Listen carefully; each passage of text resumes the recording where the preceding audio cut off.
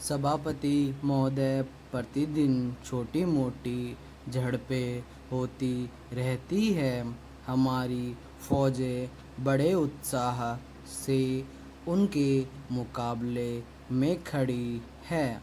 उनके हौसले बहुत ऊंचे हैं, लेकिन हमारी सरकार का भी यह कर्तव्य है कि उनके हौसलों को कभी गिरने न दे। उन्हें हर तरह की सुविधा प्रदान की जाए, जिससे उनका आत्मविश्वास बढ़े।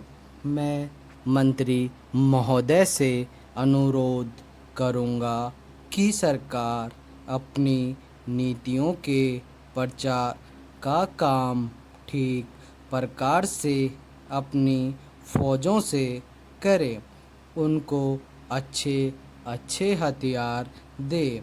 अनुसूचित जातियों और आदिवासी जातियों के आयुक्त ने जो अपना प्रतिवेदन प्रस्तुत किया है, उस प्रतिवेदन को देखने से यह प्रतीत होता है कि इसको तैयार करने में उन्होंने बहुत परिश्रम से कार्य किया है।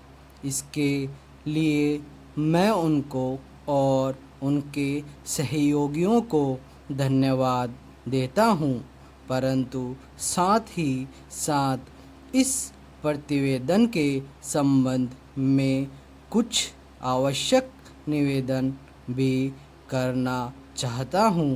पहली बात तो यह है कि इस प्रतिवेदन को देखने से ऐसा प्रतीत होता है कि इन कार्यों के लिए जिस धन का उपयोग होता है, वह 3 साधनों से उपलब्ध होता है। केंद्र सरकार द्वारा, राज्य सरकारों द्वारा और कुछ गैर सरकारी संस्थाओं द्वारा। प्रतिवेदन के अनुसार जितना धन इन कार्यों पर व्यय करने के लिए दिया जाता है, उतना धन पूरी तरह से व्यय नहीं हो पाता। मैं यह नहीं कह सकता कि आवश्यकता से अधिक धन दिया जाता है या कार्यकर्ताओं को वह धन प्राप्त ही नहीं होता, जिसके कारण से वह बिना खर्च हुए बच जाता है। मैं तो यह चाहता हूँ कि जितना धन दिया जाता है, उसका पूरा उपयोग हो और आयुक्त को यह न कहना पड़े कि इस कार्य के लिए जितने धन की आवश्यकता थी, उतना धन नहीं मिल पाया और विवश होकर हम उस कार्य को बीच में ही रोकना पड़ा।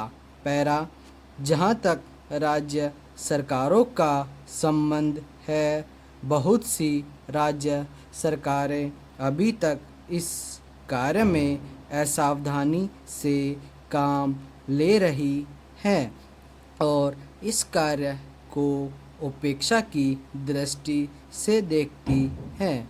आयुक्त के इस बात की शिकायत है कि बहुत सी राज्य सरकारों ने अनेक पत्र भेजने के बाद भी अभी तक अपनी रिपोर्ट नहीं भेजी है। मैं चाहता हूँ कि सरकार इस तरफ निष्ठापूर्वक ध्यान दे।